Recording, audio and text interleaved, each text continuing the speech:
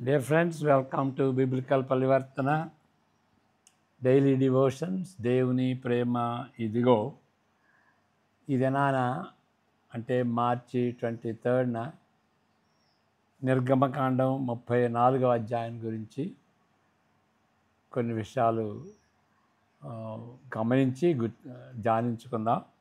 రేపటి దినాన అంటే మార్చి 24న యోహాను సువార్త 14వ అధ్యాయాన్ని పరిశుద్ధాత్మ గురించి మనం తెలుసుకుందాం.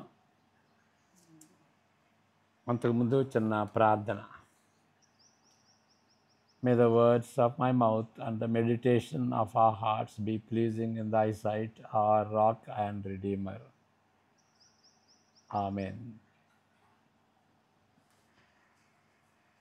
నిర్గమకాండం 34వ అధ్యాయం మొదటి 6 వచనాలు చదువుకుందాం. అంటే ఆ సందర్భం తెలుసుకోవటానికి వాక్యం అంతా అధ్యాయం అంతా చదువుకోవాలి. చదువుకు వస్తారని నేను ఆలోచిస్తుంటున్నాను. అందువలన కొంచెం ముందుగానే అనౌన్స్ చేస్తుంటున్నాం రేపటి దినాన ఏ వాక్య భాగంపై ధ్యానం అనేది. ఇంకోటి ఏంటంటే దీని గురించినటువంటి ఏదైనా ప్రశ్నలు ఉంటే లేకపోతే మీ కామెంట్స్ ఉంటే దయచేసి చాట్ బాక్స్లో మీరు పెట్టండి. వీలున్నప్పుడు మీకు జవాబు ఇస్తాం. నిర్గమకాండం 34వ అధ్యాయం మొదటి 6 వచనాలు. మరియు యెహోవా మోషేతో మొదటి పలకల వంటి మరి 2 రాతి పలకలను చెక్కుము. నీవు పగులగొట్టిన మొదటి పలకల మీదనున్న వాక్యములను నేను ఈ పలకల మీద వ్రాసెదను. ఉదయమునకు నీవు సిద్ధపడి ఉదయమున సీనాయి కొండ ఎక్కి అక్కడ శిఖరము మీద నా సన్నిధిని నిలిచి ఉండవలెను. ఏ నరుడును నీతో ఈ కొండకు రాకూడదు. ఏ నరుడును ఈ కొండ మీద ఎక్కడైనను కనబడకూడదు. ఈ కొండ ఎదుట గొర్రెలైనను ఎద్దులైనను మేయకూడదని సెలవిచ్చను. కాబట్టి అతడు మొదటి పలకల వంటి 2 రాతి పలకలను చెక్కెను. మోషే తనకు యెహోవా ఆజ్ఞాపించినట్లు ఉదయం ముందు పెందలకడ లేచి ఆ 2 రాతి పలకలను చేత పట్టుకొని సీనాయి కొండ ఎక్కగా మేఘంలో యెహోవా దిగి అక్కడ అతనితో నిలిచి యెహోవా అను నామమును ప్రకటించెను. అతని ఎదుట యెహోవా అతని దాటి వెళ్ళుచు యెహోవా కనికరము, దయ, దీర్ఘశాంతము, విస్తారమైన కృప, సత్యములు గల దేవుడైన యెహోవా. అంతవరకు తర్వాత చదువుకుందాం. మునుపటి అధ్యాయంలో అంటే 33వ అధ్యాయంలో ఆ చివరి భాగంలో మనం చూసింది ఏంటంటే యెహోవా మహిమను చూపమని మోషే వేడుకున్నట్లుగా దేవుడు తన మంచితనమును ప్రత్యక్షపరచగలడనే వాగ్దానమును దేవుడు మోషేకి ఇచ్చాడు. 33:19 మనం చూసాం. కానీ దేవుని ముఖ కాంతిని ఎవరైనా తేరి చూచి మోషే సైతము నివసించలేరు. ఏంటి మరి దేవుడు కనిపించాడా లేకపోతే కనిపించలేదా అనేటువంటి విషయం ఆ ప్రశ్న ఎప్పుడు మనకు ఉంటుంది. కాబట్టి దేవుని మహిమ యొక్క చివరి అంచును ఒక్క క్షణము తొంగి చూచినట్లుగా దేవుడు ఒక విశేషమైన ఏర్పాటు చేసి ఉన్నాడు. ఈ అనుభవము నిర్గమ 34లో విశ్లేషించబడింది.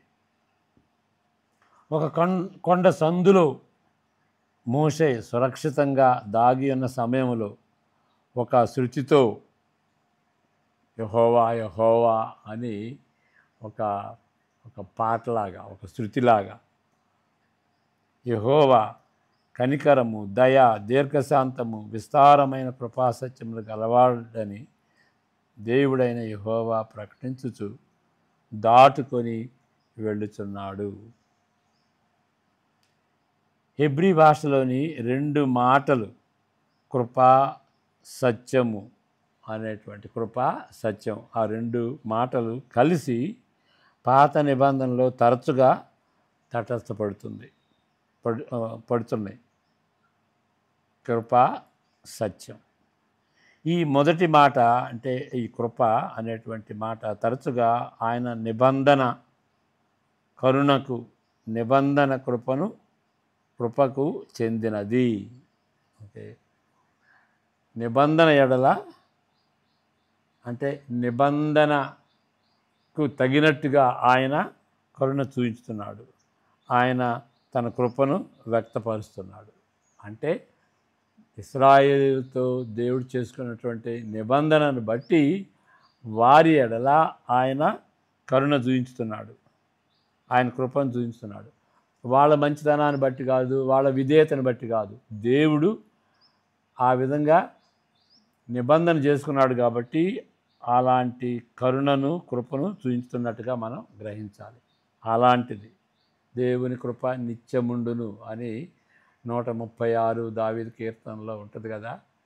అంటే వారి ఎడల చూయించేటువంటి కరుణ కృప, ఎందుకంటే నిబంధన చేసుకున్నాడు ఆయన, దానికి సంబంధించింది. రెండవ మాట సత్యం అనేటువంటి మాట ఆయన నమ్మకత్వముపై ఆధారపడిన లక్ష్యమునకు చెందినది. ఓకే, ఆయన నమ్మదగినటువంటి వాడు, తన మాటను నిలబెట్టుకునేటువంటి వాడు, ఆయన నిబంధన వాక్యమునకు బద్ధుడైన వాడు. నమ్మకం చెప్పాడు ఆయన మాట, ఆ మాట మీద నిలబడతాడు. వాగ్దానం చేసి నెరవేర్చేటువంటి వాడు కాబట్టి చెప్పాడండి ఆయన, కాబట్టి ఆయన నమ్మొచ్చు. ఆయన యథార్థవంతుడు, అంటే ఒక మాట చెప్పి వేరే విధంగా చేసేటువంటి వ్యక్తి కాదు, యథార్థవంతుడు అని వ్యక్తపరిచేటువంటి మాట. ఇప్పుడు ఆ వాగ్దానంలో ఇంకొకటి ఏంటంటే, ఆ వాగ్దానంలో నీకు సహాయం చేస్తాను, నా ప్రజలకు సహాయం చేస్తాను అని చెప్పాడు కదా. కాబట్టి ఇశ్రాయేలీలు ఎప్పుడైతే ఆపదలో ఉంటారో వాళ్ళని ఆదుకుంటాడు. కాబట్టి నమ్మదగినటువంటి వాడు అంటే అది ఆపదలో ఆదుకునేటువంటి దేవుడు అని కూడా మనం చెప్పవచ్చు. దేవుని వాక్యముగా ఇప్పుడు ఇక యోహాను సువార్తకు వస్తున్నాం మనం. యోహాను సువార్తలో కూడాను ఈ రెండు మాటలు కృపా సత్యం అనేటువంటి మాటలు యోహాను సువార్తలో ఉన్నట్లుగా ఈ పారాగ్రాఫ్లో మనం చూస్తాం. దేవుని వాక్యముగా యేసును యెహోవా పరిచయం చేస్తూ ఈ మొదటి 18 వచనాలు ఆ పరిచయ భాగాలు అన్నమాట. యోహాను సువార్త దాన్ని ప్రొలాగ్ అంటాం. ఈ వాక్యము శరీరధారి అయినప్పుడు, ఆదియందు వాక్యం ఉండెను, 14వ వచనంలో ఆ వాక్యము శరీరధారి అయినప్పుడు కృపాసత్య సంపూర్ణుడిగా మన మధ్య నివసించెను. తండ్రి వలన కలిగిన అద్వితీయ కుమారుని మహిమ వలె ఆయన మహిమను కనుగొంటిమి. మన మధ్య ఆయన ఉన్నట్లుగా, అంటే ప్రత్యక్ష గుడారంలో ఉన్నట్లుగా ఆయన విశ్లేషిస్తూ తన చదవర్లకు తెలియజేస్తున్నాడు. ఓకే, మన మధ్య అంటే ఏంటి అని అంటే ప్రత్యక్ష గుడారంగా. ఓకే, మన మధ్య అంటే అది అర్థం. అంటే వాళ్ళ మధ్య ఉంటున్నాడు. ప్రత్యక్ష గుడారంలో దేవుడు ఏ విధంగా ఇశ్రాయేలీయులకి వాగ్దానం చేశాడో వాళ్ళ మధ్య ఉంటానని, అదే రీతిగా యేసు ప్రభువు ప్రజల మధ్య ఉన్నాడు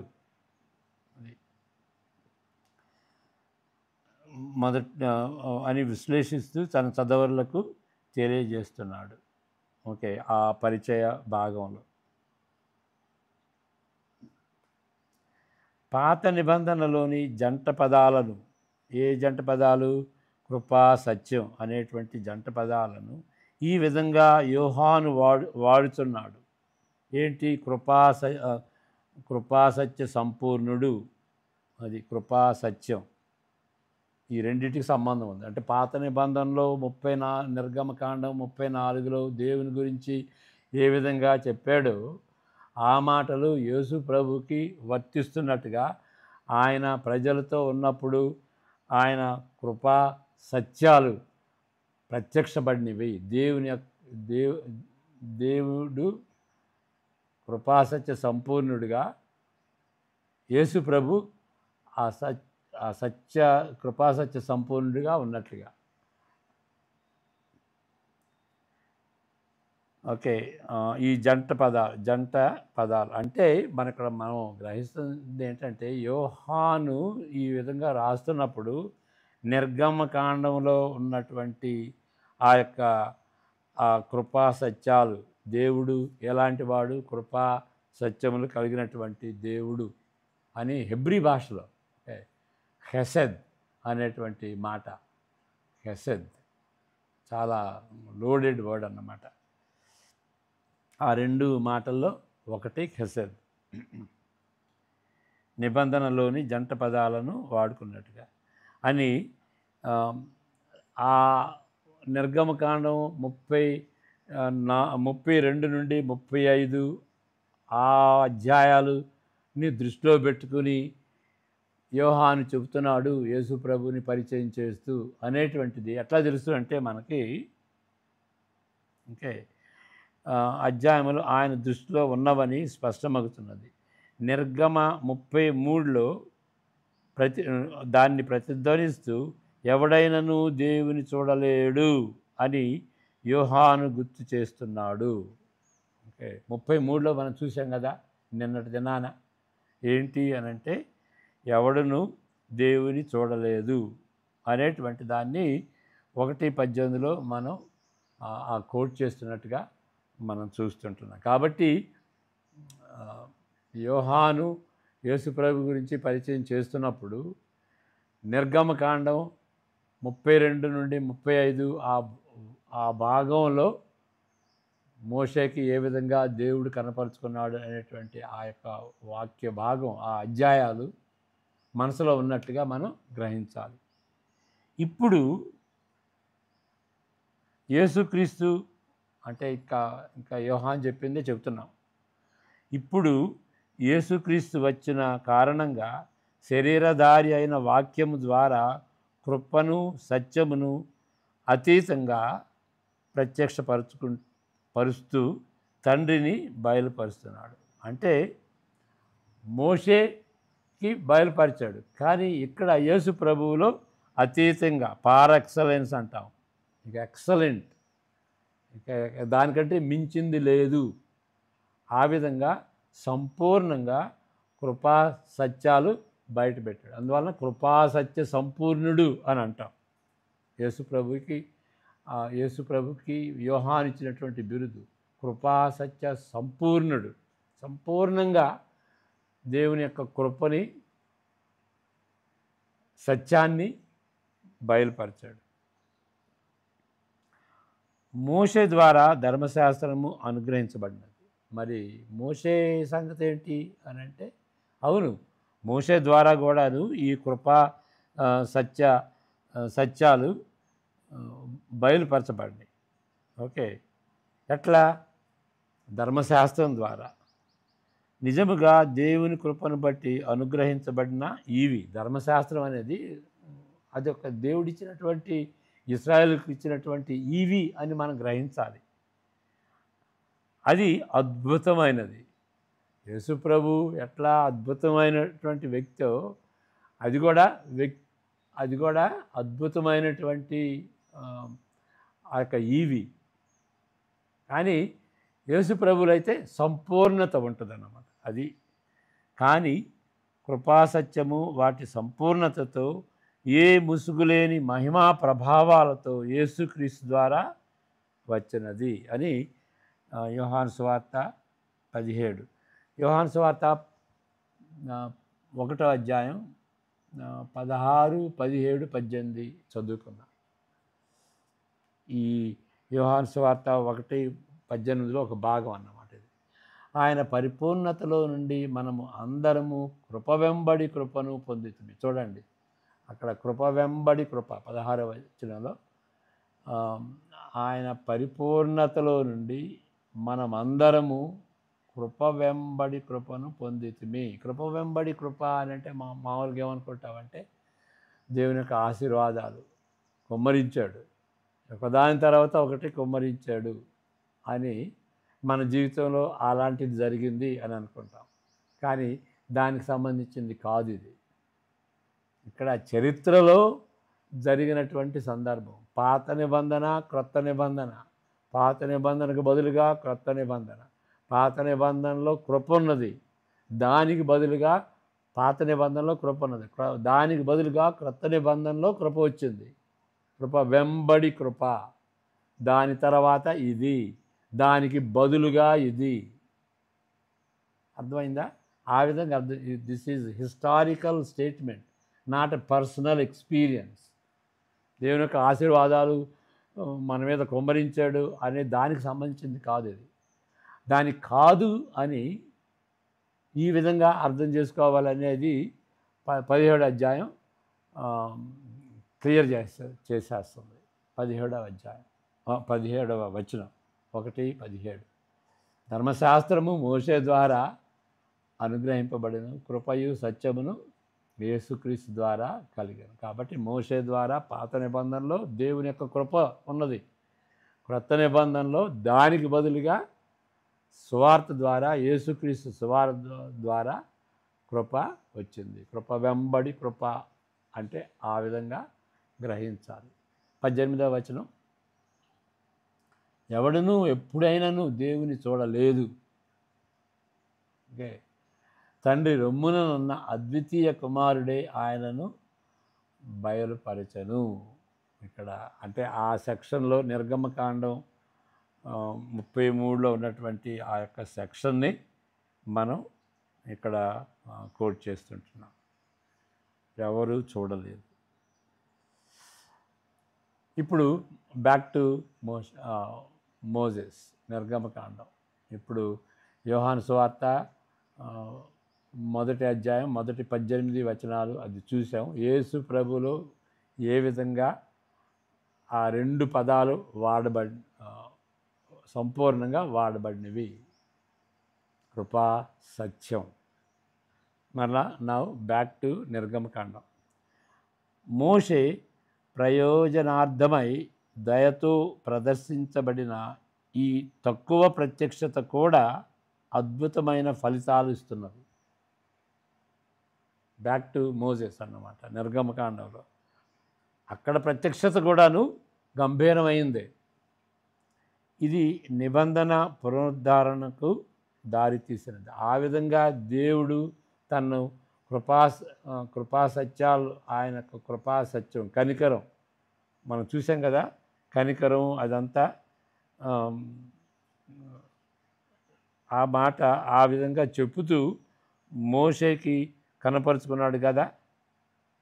ఓకే, ఆ మాటలు యెహోవా యెహోవా అని ఇంటోన్ చేస్తూ తన గురించి చెప్పుకున్నాడు కదా. మరి ఆ విధమైనటువంటి గంభీరత, అది కూడా గంభీరత. దాన్ని బట్టి ఏమైంది అని అంటే వారి నిబంధనలను పునరుద్ధరించుకున్నారన్నమాట. ఆ విధంగా దేవుడు ఆ విధమైనటువంటి దేవుడు అయితే మేము ఆయన యొక్క ఈ నిబంధనకు కట్టుబడి ఉంటాం అనేటువంటి రీతిగా వాళ్ళు పునరుద్ధరణ చేసుకున్నారు నిబంధనని. మోషే అడిగిన దానికి ఫలితంగా ప్రభువు ఈ విధంగా స్పందిస్తున్నాడు. ఇదిగో నేను ఒక నిబంధన చేయుచున్నాను, భూమి మీద ఎక్కడైనను ఏ జనములోనైనను చేయబడని అద్భుతములు నీ ప్రజలందరి ఎదుట చేసెదను. నీవు ఏ ప్రజల నడుమనున్నావో ఆ ప్రజలందరూ యెహోవా కార్యమును చూచెదరు. ఇది ఇక్కడ దేవుడే తన నిబంధనను పునరుద్ధరిస్తు పునర్ పునర్గళం చేస్తుంటున్నాడు. ఆయన అంతకుముందు చెప్పినటువంటి ఆ నిబంధనను మరలా చెబుతున్నాడు ఇక్కడ. మీ మధ్య ఉండి అద్భుత కార్యాలు చేస్తాను అని చెప్తున్నాడు. 34:10 వచనంలో మనం చూస్తాం. నేను నీ ఎడల చేయబోయినది భయంకరమైనది. ఓకే, 10వ వచనంలో నిన్న కూడా మనం చూసామన్నమాట. 10వ వచనంలో దేవుని పక్షంగా వాగ్దాన దేశపు ప్రవేశము దీన్ని బట్టి ఖాయమైంది. మీ మధ్య అనేక గొప్ప కార్యాలు చేస్తాను అనేటువంటిది. అంటే అది ఎప్పుడు చేస్తాడు? వాళ్ళు ప్రవేశించినప్పుడు, కానాన్లో ప్రవేశించినప్పుడు ఏ విధంగా మరి అక్కడ ఉన్నటువంటి ప్రజలను డిస్ప్లేస్ చేసి ఏ విధంగా ఆక్రమించుకున్నారు, అది అద్భుతంగా దేవుడు చేసినటువంటి కార్యం. కాబట్టి ఆ వాగ్దాన దేశం కూడా ఇస్తాననేటువంటిది ఖాయమైంది. ఎందువలన అనగా ప్రభువే స్వయంగా వ్యతిరేకుల్ని పారదోలుతాడు. 11వ వచనం నిబంధన ప్రజల పక్షంగా అన్యుల నుండి, అన్య మతాచారముల నుండి జాగ్రత్తగా వేరు కావలసినదని ఆ బాధ్యతతో పాటు వారు విధేయులై ఉండవలెను. వాళ్ళ పక్షాన ఏం చేయాలి? వాళ్ళు విధేయులుగా ఉండాలి. ఏలయనగా వేరొక దేవునికి నమస్కారం చేయవద్దు. ఆయన నామము రోషము గల యెహోవా, ఆయన రోషము గల దేవుడు. అంతే కదా మరి. దేవుడైతే ఆయన ఒక్కడనే సేవించాలి కదా. ఇది కాక వేరే విధంగా ఉండగలదా? అవును, దేవుడు కృపగలిగినటువంటి దేవుడు, ఆయన సత్యుడైనటువంటి దేవుడు కూడా అని గ్రహించాలి. కృపా సత్య సంపూర్ణుడు. ఆ సత్యంలో ఏమున్నది అంటే దేవుడు ఈర్ష్యపడతాడు. దేవునికి విధేయులుగా దేవుని ప్రజలు ఉండాలి. అది సత్యం. ఆయన పవిత్రతతో కూడినటువంటి సత్యం. కృప ఉన్నది. కృప, కనికరం, కరుణ, క్షమాపణ. ఓకే, క్షమాపణ ఉండినా కానీ, ఆయన కృపను బట్టి క్షమాపణ ఉండినా కానీ, ఆయన సత్యుడు కాబట్టి ఆయన ఏం చేస్తాడు? ఆ యొక్క పాపాన్ని శిక్షిస్తాడు. కాబట్టి దీని ఇంకా వేరుగా చెప్పాలంటే ఆయన కృప, ఆయన సత్యం. కృపను బట్టి క్షమాపణ ఉంటుంది, ఆయన సత్యాన్ని బట్టి శిక్ష ఉంటుంది. క్షమాపణ, శిక్ష అనేది కలిసి ఉంటుంది. క్షమిస్తే శిక్ష ఉండదు అని అనుకోకూడదు. క్షమిస్తే మరి దేవుని క్షమాపణ కోరుకుంటాం, మనం పశ్చాత్తాపడతాం. మరి ఇంకా యేసు ప్రభు ఎందుకు సరిపోవటం? మనం పశ్చాత్తాపడితే దేవుడు క్షమిస్తే మరి సిలువ ఎందుకు? ఎందుకంటే శిక్ష మాత్రం శిక్ష ఉండిపోద్ది. మన పాపానికి శిక్ష మనం కట్టలేం కాబట్టి, ఆయన కట్టాడు కాబట్టి మనకి క్షమాపణ. కాబట్టి దేవుడు నీతిమంతుడు, సత్యుడు అంటే నీతిమంతుడు, పవిత్రుడు, న్యాయవంతుడు అనేది ఆ సత్యంతో కలిసి ఉన్నదన్నమాట. రోషం గలవాడు అనేది కూడా దానిలో ఉన్నది. అది సువార్త. ఓకే, ఇది ఇంకా అపోస్తుడైన పౌలు రోమా 3:21-26లో అదే చెప్తున్నాడు. మళ్ళీ అంతకుముందు చెప్పుకున్నాం, మరలా చెప్పనవసరం లేదు. కాబట్టి మనం పరిశుద్ధంగా జీవించాలి అంటే ఎట్లా వస్తుంది? ఎప్పుడు బల్లగుద్ది చెబుతావు, నువ్వు చేయకూడదు, నువ్వు పరిశుద్ధంగా ఉండాలి, నువ్వు ఇది చేయకూడదు అని చెబుతాం. ఒక విధంగా చెప్పాలి, కానీ పరిశుద్ధంగా జీవించాలని చెప్పినంత మాత్రాన ఉండదు. అప్పుడు ఎక్స్టర్నల్ ప్రెషర్ అవుద్ది. మా పాస్టర్ గారు చెప్పారు, మన ఒత్తిడి చేస్తున్నాడు కాబట్టి చందా ఇవ్వాలి, కాబట్టి దేవుని వాక్యాన్ని చదువుకోవాలి, ప్రార్థన చేసుకోవాలి అనేటువంటిది. అది ఎట్లా వస్తుంది?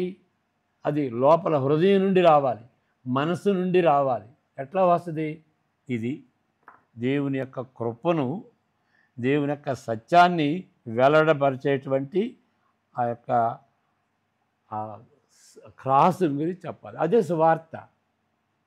ఎప్పుడైనా కానీ సువార్తను బట్టి మనిషి హృదయంలో పుట్టుకొస్తుంది, చలనం వస్తుంది. ఇప్పుడు మనం ప్రభు బల్ల తీసుకునేటప్పుడు లార్డ్స్ టేబుల్, లార్డ్స్ సప్పర్ని గుర్తు అది అది యేసు ప్రభు ఎందుకు ఇచ్చాడు?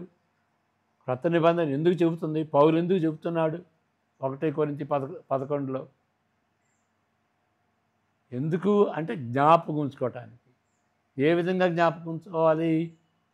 అక్కడ పస్కా పండుగను ఏ విధంగా మరణదూత దాటి ప్రథమ సంతానం రక్షింపబడిందో దాన్ని జ్ఞాపకం చేసుకోవాలి. ఎట్లా మర్చిపోతాం.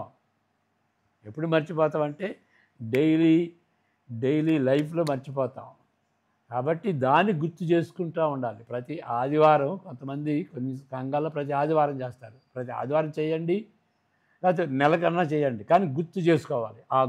ఆ గుర్తు చేసుకున్న దాన్ని బట్టి ఆయనకి ఇష్టంగా జీవించగలుగుతాం అన్నమాట. అది మనం చేయకుండా రూల్స్ పెడతాం. రూల్స్ పెడితే ఎక్స్టర్నల్ అయిపోద్ది అన్నమాట. ఎప్పుడైనా సరే దాని సువార్తని జ్ఞాపకం చేసుకోవాలి. యేసుప్రభు యొక్క మరణాన్ని, యేసుప్రభు యొక్క సిలువని, ఆయన పడినటువంటి ఆ వేదన, ఆ శ్రమలు నీ కోసం నా కోసం దేవుని యొక్క ఉగ్రతను భరించాడు అనేటువంటి దాన్ని మనం జ్ఞాపకం చేసుకుంటే అప్పుడు అలాంటి వ్యక్తికి ఏ విధంగా నేను ఆయనకి వ్యతిరేకంగా జీవించగలను అనేటువంటి ఆ హృదయం కరిగిపోద్ది అన్నమాట. ఇప్పుడు గలతీ పత్రికలో వాళ్ళు యేసుప్రభువుని విశ్వసించారు, కానీ మరలా ధర్మశాస్త్రాన్ని అవలంబించడానికి పాల్పడ్డారు. అప్పుడు పాలు ఏం చేశాడు? ఇక ధర్మశాస్త్రాన్ని మీరు చేస్తున్నారు అని చెప్పడం కాదు, స్వార్థను ఎంఫసైజ్ చేశాడు. ఎప్పుడైనా సరే స్వార్థను ఎంఫసైజ్ చేస్తే మనిషి హృదయాల్లో చలనం పుట్టుకొస్తారన్నమాట. దాన్ని బట్టి స్పందిస్తూ క్రైస్తవ జీవితం జీవిస్తారు. ఎప్పుడు కూడాను ఆ ఆర్డర్ మనం మర్చిపోవద్దు. అలాంటి కృప మన పరిచర్యలో, మనం చెప్పేటువంటి తీరు, మన ప్రసంగాలు ఆ విధంగా ఉండాలి. కాబట్టి మనం ప్రభు వల్ల ముందు పెట్టుకుంటాం, సువార్త చెప్పం. యేసు ప్రభు యొక్క సిలువను వివరించి చెప్పం. మీరు చేయకూడదు, మీరు చేస్తే పాలు పొందొద్దు అని చెప్తారు, కానీ దట్ ఇస్ నాట్ రైట్. చేయకుండా ఉండాలి, దేవునికి అనుకూలంగా జీవించాలి అంటే సువార్త చెప్పు, సిలువను గురించి చెప్పు, ఆవేదనతో చెప్పు, కన్నీటితో చెప్పు, నువ్వు అనుభవించినటువంటి వ్యక్తిగా చెప్పు. అప్పుడు వాళ్ళలో చలనం వస్తుంది అన్నమాట. ప్రార్థన చేసుకున్నాం.